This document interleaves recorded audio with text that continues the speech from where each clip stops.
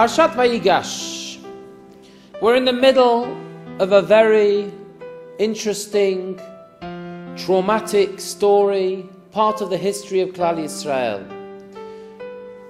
History started when Yaakov had the 12 tribes, his 12 sons, and there was a certain amount of jealousy going on between Yosef and the other sons. The sons all went down to Shechem, and Yaakov instructed Yosef to go and see what was going on, see after their welfare, and to report back. That took place in Parashat Vayigash.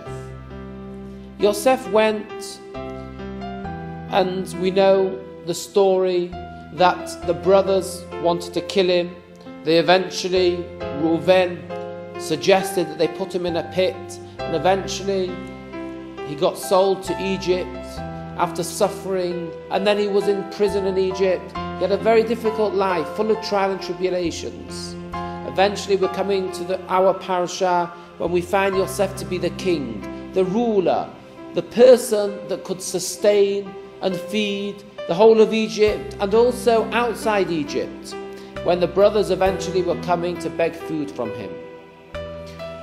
The Or HaChaim asks an interesting question. When Yaakov originally sent Yosef to look out and find the welfare of the brothers, we know the rule is that a person going to do a mitzvah, a person going to do one of the commandments of God, he was listening to his father's instruction, never befalls him any harm.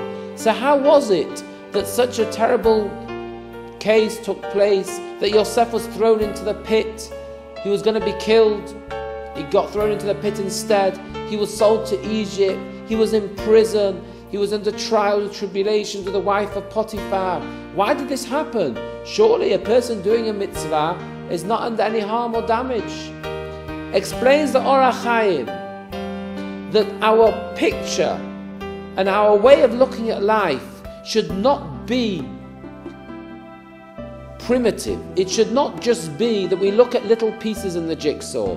Of course, every piece in the jigsaw, makes the whole ultimate puzzle. But we have to look at the end of the results. We have to look at the whole picture.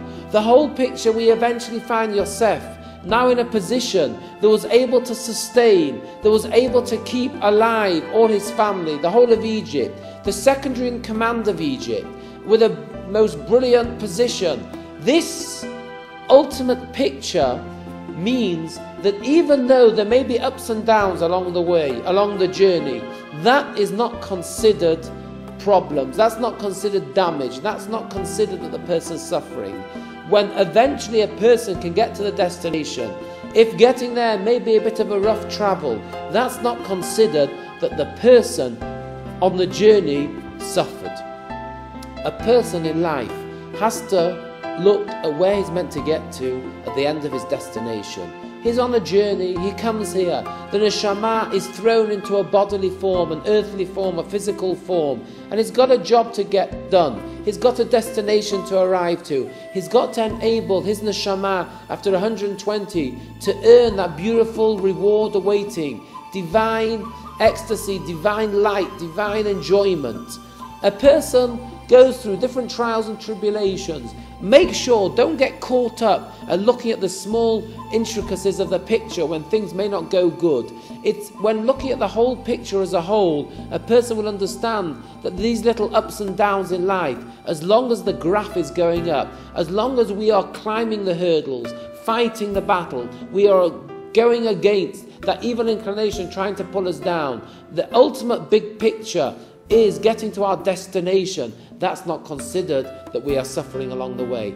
That's just to enable us to get to our real destination. And when we do God's will, and when we fight, and when we put in the effort, we will feel that push, that enjoyment, that sense of satisfaction and fulfillment along the way, and we'll eventually be able to reach our ultimate destination of getting to Olam Haba, of getting to the eternal world where we'll be able to reap all the benefits of that input effort in this world.